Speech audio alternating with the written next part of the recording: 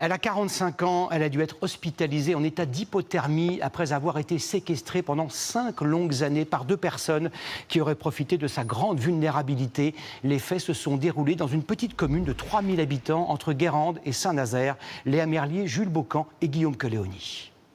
La femme de 45 ans était séquestrée à l'intérieur de ce garage. Il y a quelques jours, lorsqu'elle parvient à s'échapper, elle frappe à la porte d'une voisine qui n'en revient pas. Je l'ai fait rentrer, je l'ai couverte, je lui ai donné de l'eau et puis j'ai appelé les gendarmes. Elle reconnaît une femme qu'elle n'avait plus vue depuis des années. Factuellement, il y a 5 ans, elle vivait avec une dame. Donc évidemment, on se croisait dans le jardin. Après, on ne l'a plus vue, il y a une autre personne qui est arrivée, voilà, terminé. Amaigrie, en hypothermie, la victime est prise en charge par les gendarmes. Elle assure être séquestrée depuis 5 ans par un homme et une femme. Aux enquêteurs, elle décrit les sévices qui lui ont été infligés. Elle expliquait dormir sur un transat, manger de la bouillie mélangée à du liquide vaisselle. Elle ajoute qu'elle était par moments enfermée dans un enclos à l'extérieur. Y passant parfois des journées entières, dans la pluie ou le froid. Les perquisitions menées dans la maison confirment qu'elle a vécu dans des conditions d'insalubrité extrême.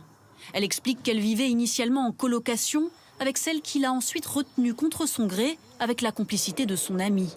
Selon les premiers éléments, aucune famille n'avait signalé sa disparition. Ce qu'on sait, c'est que depuis 2022, il n'y a plus aucun mouvement sur les comptes bancaires, sur lesquels il y a eu des prélèvements au bénéfice du couple avant, qu'il n'y a plus de mouvement d'appels téléphoniques ou d'utilisation des réseaux sociaux. Donc cette femme a complètement disparu depuis 5 ans.